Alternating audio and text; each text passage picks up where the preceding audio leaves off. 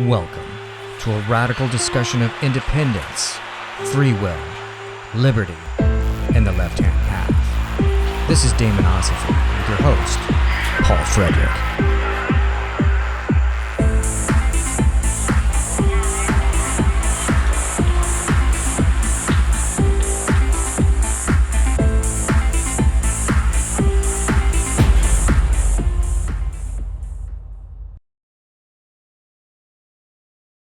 All right, it says we're being recorded now. So, welcome, friends and fellow daemons, to another episode of Demonosophy.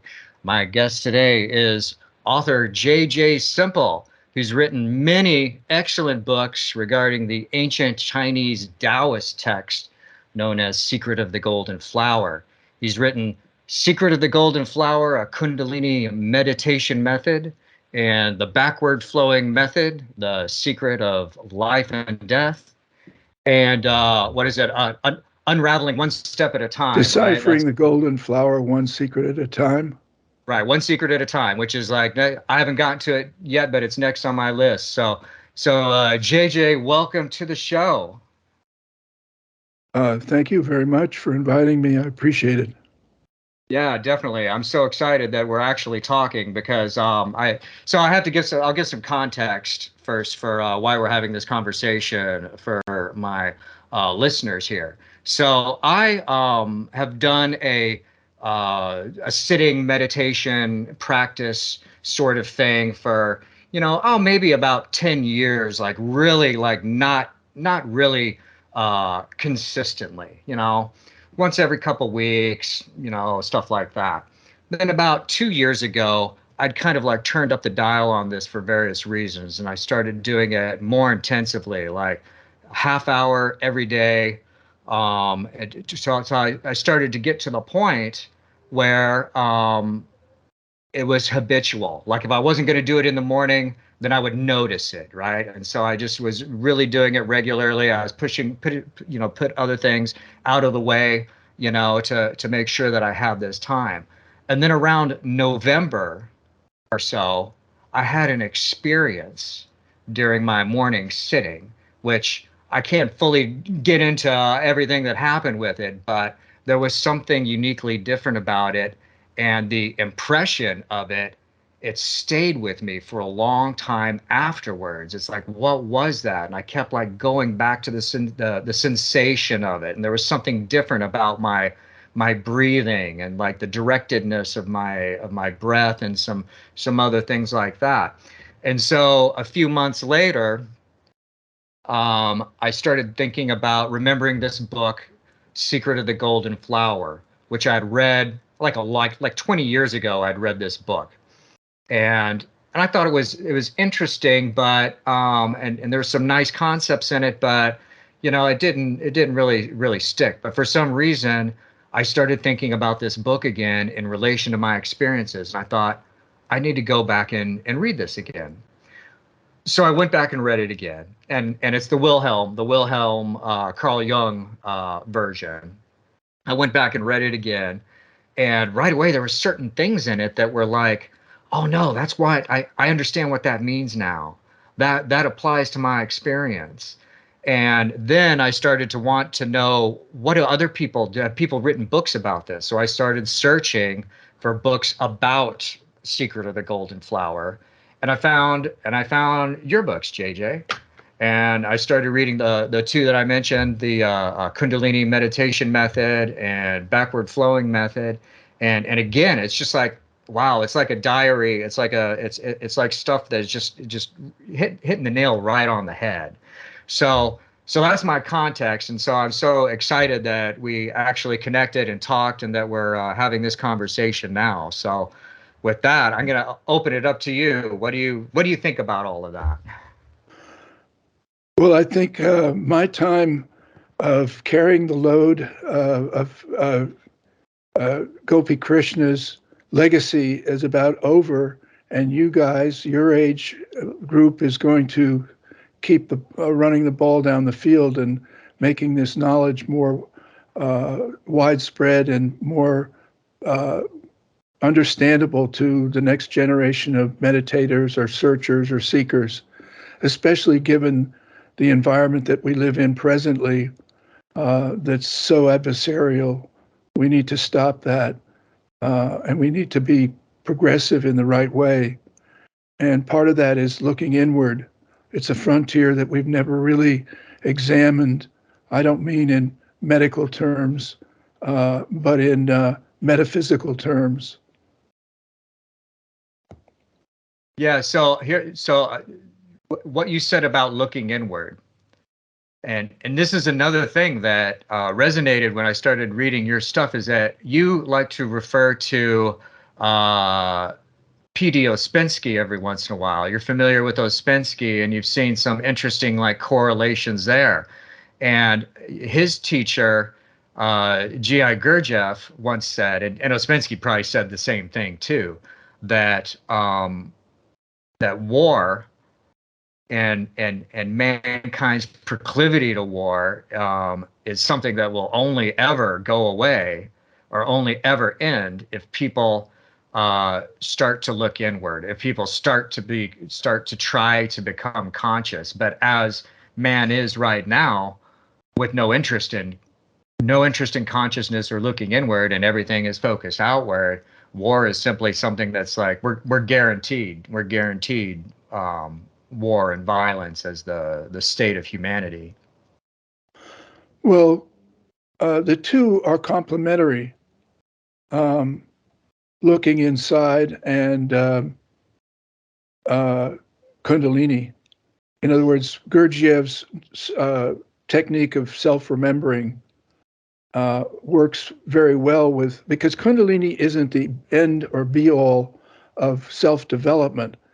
It's something that just starts the nervous system going in a wonderfully new and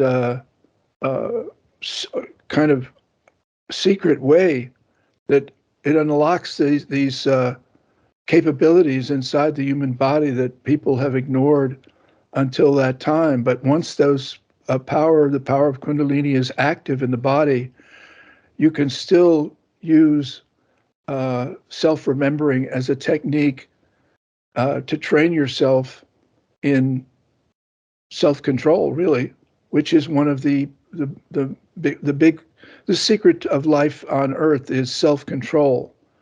And we're in an era where people have just lost all sense of self-control and just go out, whether it's shouting or screaming or raining bullets down on each other. So yes, Gurdjieff is and Ouspensky. I got into them after I'd activated Kundalini, but I saw the synergy almost right away. Yeah, definitely. Now so we're talking about the word Kundalini here, and that word doesn't appear in Secret of the Golden Flower. Could you talk a little bit about how these ideas connected for you? Well, I really, I haven't spent a whole lot of time on terminology because I find it the bane of spiritual research, because everybody's got their own terms that they lock onto and won't give up, and so therefore they can't communicate because they're locked into these terms. But in this case, I think it merits a certain examination. So you have the Chinese qi, and you have, I guess in English, I would say life force. And, look in pop culture, we have the light force. May the force be with you. Mm-hmm. So the human brain has projected these capabilities outside of any known proof or evidence that they exist, just from our imaginations, but they do exist, but in many different forms. Kundalini being, and it's not a term that I particularly like, and not a term that many like, because it is very, it's got this mysticism aspect to it that people may not like or agree with. But it's the best term that we have at the moment because life force is almost too much of a whatever, just a common term that people think, well, it's not real. I don't know what they mean. Oh, yes, I think I have the life force. I just made love 10 times to my wife, or that was a life force experience. Yeah. So another interesting thing here about the terminology, and I agree with you. That's the problem with a lot of seeking and schools and spiritual seeking, is everyone wants to come up with their own word and their own terminology to describe something that's really ancient and or that's really universal, and this can kind of be a barrier or a distraction.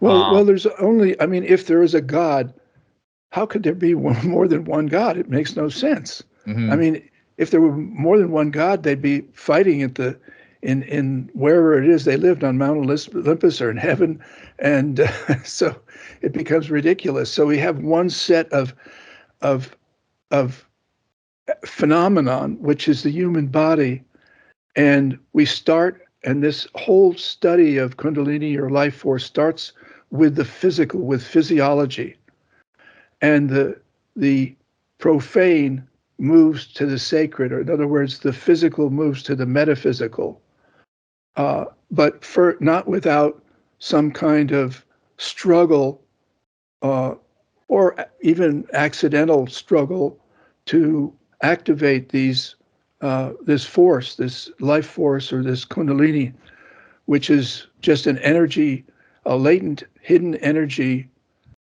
in the human body that can be awakened, Mhm. whether it be by accident, by a blow on the head, or by meditation, where progressively you begin to sense these energy centers at work, and you begin to be able to control them, sort of, not, you don't want to control them, but you want them, if once detected these sensations, you want this energy that meditation can produce or induce in certain locations like the base of the spine, and you want to be able to move it up to the brain. And the right meditation will help you do that, because it will draw this energy into the brain rather than you forcing it. You might feel it at the base of the spine, and now you're going to make an effort to force it up, which you can do, but there are circuits along the spine that you don't want it to go up to, because it'll produce a kind of uh, a negative effect physically on your body, and you've got to get it going up the right path. And I was able to do that with the meditation that I practiced, the meditation techniques that are exposed. And I say that you got to kind of rip into them. In The Secret of the Golden Flower, you got to separate the wheat from the chaff, and it's the meditation method and the Buddhist ideology that's just in there that you really serves no purpose. And I go into that in my book on the the explanation. It's dedicated to explaining The Secret of the Golden Flower, and both Cleary and what's his name? Wilhelm. Wilhelm and Jung support that there's a lot of unnecessary Buddhist dogma in The Secret of the Golden Flower. So you could cut it. It's not a long book, but you could cut it down in half when you eliminate or just pass over those Buddhist ideology passages. No, that's interesting, and that's one of the things that I really appreciated about the two books of yours that I've read on the subject, is that your handling over it is so direct, so to the point, so easily digestible. There's no excessive mysticism. There's no academic. I know more. Well, guess what? I know more about this than you'll ever know, and it's clearly based upon your direct on your experience. It's all very experiential. Like what you at one point you make a distinction between rational approach and an Epicurean approach. And the interesting, thing about that is that in the West, we place such a huge emphasis on the rational mind and reason. Like if I'm going to write a book about something, oh, it's got to be rational and reasonable, like above everything else. And yet, using the rational mind, people come up with completely opposite and bizarre conclusions about things that aren't necessarily based on evidence or direct experience. And I think you also quote the famous Ouspensky line of I ask you to believe nothing you cannot verify yourself. Yes, Um, yeah. I yeah. love that line. It's so true. You Uh-huh. must, you must double check everything. I don't know what's the word. Verify everything you see. All the information coming to the senses. You've Hmm. got to verify yourself, which in today's world, with all these various methods and ideas are floating around, no one bothers to do. Right. They just get taken in wholesale, whether it's a huge thing like Jonestown or some of these other type of, and there are many of them, of little small groups. I had a very good friend, well, I still have her, but she is a British lady who um, was very interested from birth in spiritual matters and joined a Buddhist group in London. And she followed all the things. She humbled herself in front of him and the guy that was the leader, only to find out after 5 years that he had been doing all the things that these people classically do, like extorting money, screwing the women. Hmm. Um, yeah, so uh, that's when verifying everything you see, hear, and feel before you get into it, which my saying it today is not going to have the effect that it should have, no matter how many times I scream it. But it is important. It governs your whole life. I mean, why throw your life away? Right. And that's another interesting thing I think about, or notable thing about um, the golden flower, system, or the golden flower technology, is that um, it doesn't require that you find a guru and join some group, right? It's like talking almost exclusively about an individual practice that really has to be done. It really has to be done individually. Any of the benefits from this, it has to be done by an individual alone, looking within themselves to really activate these things. But the fear that people have is that we all kind of like know at some level, this is me speculating, what a mess we are inside, right? What a chaotic like mess it is inside here, because we have this stream of associations going on in our mind. And most people, you try and meditate for 5 minutes, and it's like, well, I'm just like thinking of songs or the last show I watched, or I'm worrying about what I'm going to do, an hour from now. And you realize what a mess it is in there. And so people start to think that, well, that can't possibly be any consistency in there. However, my experience has been that if you know this system that's given here in the golden flower, if this is like followed, and you watch long enough within, things start to take place. You start to see things. You start to like have real experiences that are consistent. And to me, that's just kind of really fascinating. It's miraculous, really, to see that something like that, some sort of consistency, begins to arise out of all of this. Well, I started meditating in, I think, around 1971. I was living in Paris, and little by little, I started to feel these sensations, and I knew that I couldn't get anywhere living in an environment like that. There was just much going on. I had a lot of friends. I was into drugs and other things, and just uh, everything was outward bound. But at the same time, I was pulling back, and beginning to see the value of what I was doing. And so I left Paris and went to a small town in Languedoc, near Montpellier in France, in a small house in a small village. And I spent the next 9 months there.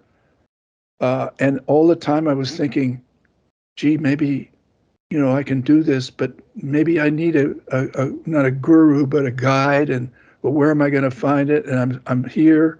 I might as well try it. And it seems to be going. That's about all I could say, because the one thing with The Secret of the Golden Flower for me is that I'd never heard the term Kundalini. I never really knew much about any esoteric stuff, but I did know that something was happening, and that I began to see that I could do this by myself.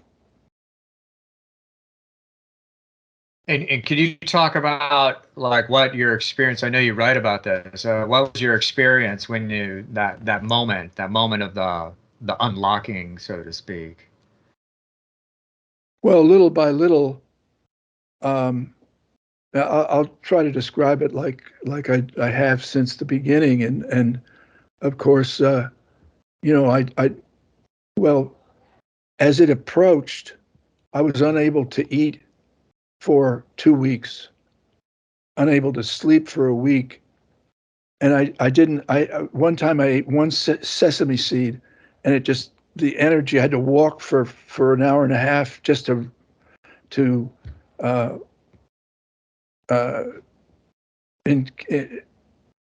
encounter, just to, not to digest, but just to play off the effects, or work off the effects of this one sesame seed. And then I came back, and so I was, I thought maybe I'll have to commit suicide or go to the hospital, which I knew would be a fruitless thing, because nobody would understand me. They'd think that I'm having all kinds of crazy hallucinations, and they'd start injecting me with. It got to the point where I could feel this energy build up in the lower belly, and I knew that it was something to do with my meditation, that it was some kind of energetic construction, or energetic energy reality that I could actually control to a certain degree. And I saw that it had the property of movement, and it was going down the back and up the front in a kind of a circular way. And I knew that it had something to do with semen, but that it wasn't semen, but some sort of a concoction, or an essence distilled from semen. And at one point, I remembered the expression backward flowing method, and that's when I went back to the book for just a quick look, and I looked at all the instances and read through it, and I knew that was what they were talking about when they mentioned backward flowing method, that this energy had this sense of direction, and that I should reverse it so it would go down the front and up the back, which I did. I sat back down in a lotus position and just ordered it. And I don't know exactly the process, but it worked, and it started climbing the spine, and a little bit at a time for a month or so, until it burst onto the brain. And then I don't even want to talk about that, because my book does a much better job of it, because it's so complex. In a way, it's almost mechanical, or inner mechanics. This whole process, there's a machinery aspect to it that people who haven't felt it will think, oh, he's crazy, he's talking machine, what is that all about? That's nonsense. But it's like a machine that has this, it's like, once you know how you start an outboard motor or a lawnmower. It's that you once it's got that first motion is done, that it's started, it's a gradual opening of all kinds of a network of veins and nerves that are capable of asking for more balancing energy, and that's controlled by the brain. So the brain is constantly taking inventory of the body and feeling something is wrong there and sending energy to that point, because and every time it does that, you notice that, or I notice that it's a different part of the brain that somehow controls a part of the body. So you begin to watch this machinery and think, my God, there can't be anything such as death. I mean, we are. There's so much more. And then at one point, while this was taking place, I felt my solar plexus open, and an arc of energy move from my solar plexus to my third eye and outside the body, because I was weakened from having not eaten or slept. And at one point it seemed to run out of energy, and like an emergency rescue, the solar plexus opened up, and this force field of energy shot out in an arc trajectory to the brain, which opened like almost like castanets, and just sucked in that energy and then started to spray it on the various parts of the brain. Now, I mean, where do you go from that? If you tell somebody, they're going to say you're crazy. Imagine telling a doctor that. Well, maybe in 500 years we'll be able to tell our doctors about that, because these things will become known facts. This other alternate physiology or deeper physiology, these subgroups of like, you have the endocrinology, the artery, all these groups of that you learn in anatomy class. Well, we're going to, at some point, we'll add to that this hidden network, this hidden esoteric network that can be awakened and become instrumental in further development and the pursuit of higher consciousness. Here I have to pause for just a second, because are you familiar with Gurdjieff's book, Beelzebub's Tales to His Grandson? No, I haven't read it.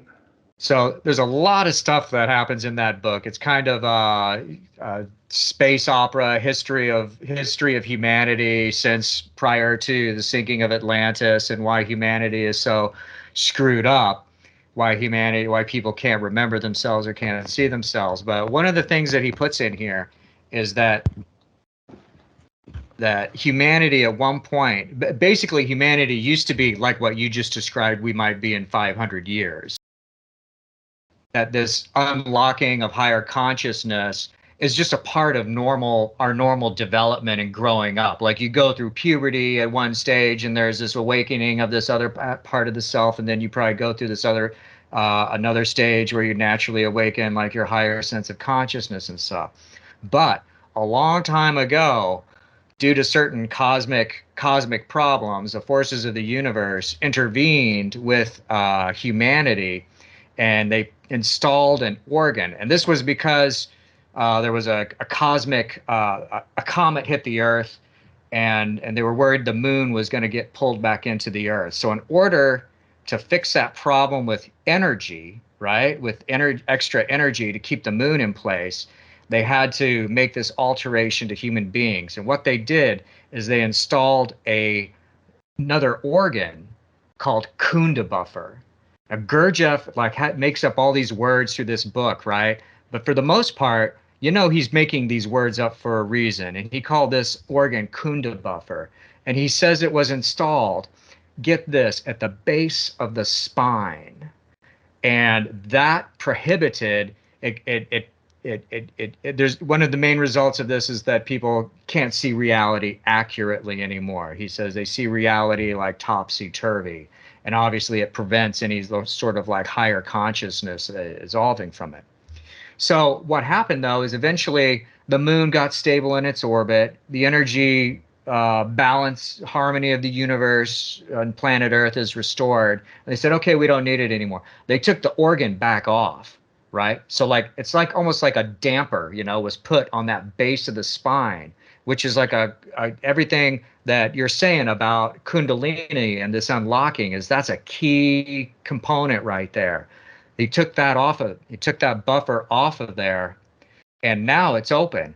But since mankind is so habitual, we've remained in this habit of like not really of just continuing to see things topsy-turvy and not really making efforts. But since the buffer's not there, if we start looking in that direction, that is a possibility. And that's where, he starts talking about the possibility of man's possible evolution from there.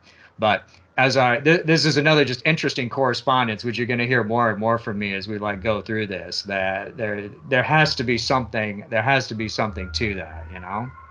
Well, I'm glad you brought that up. It's really interesting. So how do you spell Kunda buffer? Kunda buffer, Kunda buffer, Buffer. Isn't that amazing? I mean, right. Just the term is like. Yeah, and this is something so they've gotten it's available, but only on after self-research and exploration, a self-exploration that includes something like meditation or a blow to the head or a one-time enlightened instance or something like that. Yeah, that's the impression I mean, get. It was like taken away. Right. I thought you said it was taken away. Yeah. But it can be there if someone learns about it or makes the effort and discovers it. Because when it happened to me, I wasn't able to put a term to it, a name to it. It was only after a couple of months after that I was back in New York, and I went to Weiser's bookstore, and this huge bookstore of spiritual books and records and tapes and everything. And this was back in 1973 or two, that I just went through that bookstore navigating and just went to this one shelf, and it just grabbed me, Kundalini, the Evolutionary Energy in Man by Gopi Krishna. And I just go on to the only book that in the whole store of thousands of books that really pertain to my situation. And so I got it out, and I almost finished it before I left the store, because now I had a word for what had happened to me, and an example, a very close example from someone who had lived through it exactly the same way that I did. And that's important because no two Kundalini experiences are exactly the same. And so what I saw in Gopi Krishna was that the giveaway for me on many people's so-called experiences is what happens after ejaculation. Well, it was a long time after my experience that I got involved with a woman, because I stayed away from it. And then finally I did, and I had this just physical sense of weakness and just like just all the energy in my body was draining out. And Gopi Krishna tells the same story in a situation with his wife, where he says, I weakened and had a experience, and then I was completely weakened, and I was looking around for food, and the food, he describes his belly as devouring